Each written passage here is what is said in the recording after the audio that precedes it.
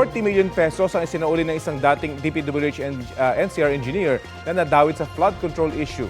Ang kontratista namang si Sara Diskaya na naharap na sa iba't ibang kaso, sinampahan ng panibagong reklamo ng Malabon City Government kaugnay sa isang multipurpose building na itinayo ng walang permiso. Balitang hatid ni Sandra Aguinaldo. Bantay sarado ang kontratistang si Sara Diskaya nang ilabas siya sa NBI headquarters sa Pasay, patungo sa tanggapan ng Office of the City Prosecutor sa Malabon. Ayon sa DOJ, humiling si Diskaya na pansamantalang makalabas para makadalo sa pagdinig, kaugnayan sa reklamo dahil sa walang permit na pagpapatayo ng barangay multipurpose building sa lupang pag-aari ng city government. Ayon sa Malabon LGU na naghain ng reklamo nitong Nobyembre, itinuloy umano ni Diskaya ang proyekto nang di kinokonsulta sa Malabon LGU. Naharap si Diskaya sa reklamong paglabag sa National Building Code of the Philippines at Anti-Graft and Corrupt Practices Act. Tumanggi magkomento ang kampo ni Diskaya. Ayon sa NBI, anumang oras ay pwedeng umalis si Diskaya sa NBI dahil wala namang arrest warrant laban sa kanya.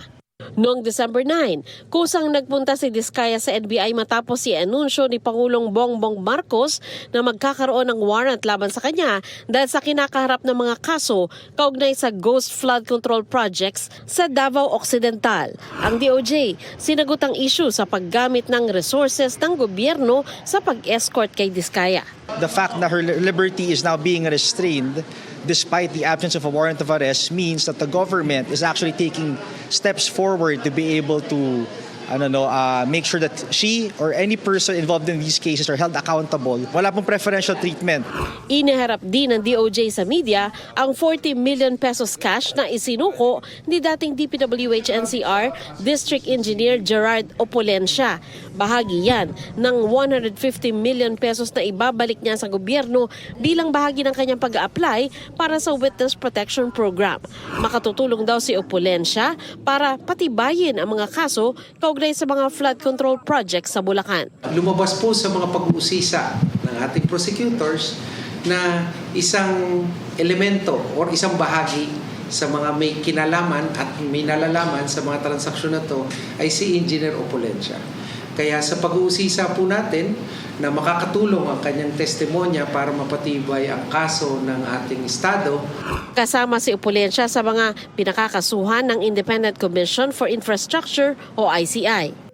Batay sa testimonya ni dating DPWH Undersecretary Roberto Bernardo, si Opolencia ang naghanda ng lista ng mga proyektong pwedeng i-alok sa ilang senador. Taga-kolekta rin umano siya ng kickback. Pero paglilinaw ng DOJ, ang perang ibinalik ni Opolencia ay mula umano sa iba pang proyekto ng DPWH. Actually, yung kanyang testimonya ay patungkol sa mga kaso na nangyari sa Bulacan. Pero yung pagsasauli ng pera ay base doon sa mga transaksyon na iba na kinasangkutan niya nung siya ay nasa NCR pa. At yun ang pinagbasihan ng pagsasauli. May provisional admission din si Opolencia sa WPP gaya ni Bernardo at ni dating DPWH District Engineer Henry Alcantara na nauna nang nagsauli ng 110 million pesos sa gobyerno. Sandra Aguinaldo, nagbabalita para sa GMA Integrated News.